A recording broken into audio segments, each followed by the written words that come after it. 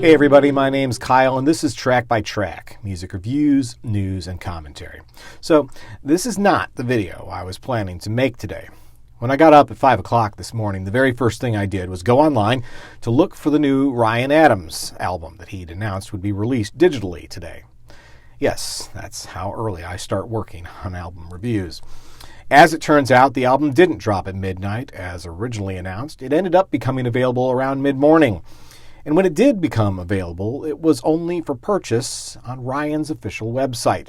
It won't go to streaming services until August 19th. That's fine. He did the same thing with the double album Chris earlier this year, and then again with another double album, Romeo and Juliet, a month after that. In both cases, I made the purchase, and generally speaking, I'd have been fine to do so today with the new album, FM.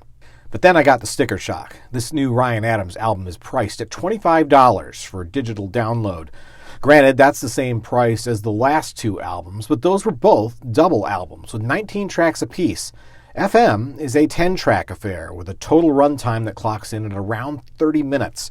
So essentially, Adams is charging twice as much for his music this go-around. His third go-around this year, in fact.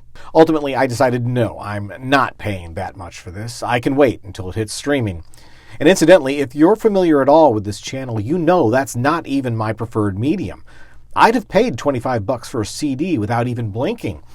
But there is no CD, or vinyl for that matter. The only physical format available is a limited edition cassette priced at $40, which is still too expensive for a freaking cassette, even if it does include a digital download. Now look, it's not that I'm a cheapskate here. I paid for both Chris and Romeo and Juliet when they came out as digital downloads, and I have every intention of buying them both again when they hopefully come out on physical formats. And I have every intention of buying FM when and if it comes out on CD as well. I'd have paid a reasonable price for the download today too, maybe $10 or $15, but $25 is just too much for 10 songs, for half an hour of music. Let me make a quick point of comparison here. This is the new Jack White album, which also came out today. 11 tracks, 40 minutes of music, a physical product, total cost with tax $8.69. Just saying. But I'm trying to see both sides of things here. See, I totally understand the need to support the artists we love. Hell, if I'm buying both a digital download and a physical copy of an album, I think I'm being pretty goddamn supportive. But I'm thinking this approach is ultimately aimed at the hardcore fans. That's the people who are willing to pay a premium price for access to Adams' new music weeks before everyone else hears it on streaming services. I'd have paid for that privilege too, just not this much. And you know, I'm not unsympathetic to Adams' struggles right now, not having a distribution deal and having to run everything through his own label.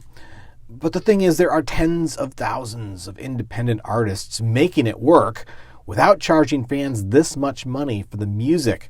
I've bought plenty of digital albums on Bandcamp, and I don't think I've ever paid more than $15 for any of them. Now, obviously, there's always going to be a segment of every established artist's fan base that will buy whatever they put out at any cost. If you're a diehard Ryan Adams fan and you're happy to pay 83 cents a minute for his music, more power to you. I would consider myself to be a pretty big Ryan Adams fan, honestly, but I'm sure some of you watching right now want to kick me out of the club. Whatever. I'm one of the few places online even covering his music anymore without passing personal judgments. And I do have every intention of objectively reviewing the new album, but that's going to wait until August now. So now I want you to sound off. How much is too much? What do you think of the price tag for this album? How much would you pay? And if Ryan Adams isn't your thing, imagine it was one of your favorite artists. What's your limit for how much you'd pay for a download? Not even a physical product. Let me know what you think down in the comments below. Once again, my name's Kyle, and this has been Track by Track. If you like this video, be sure to give it a thumbs up.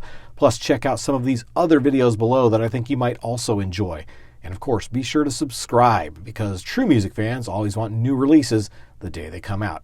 Thanks for watching, and I'll see you next time.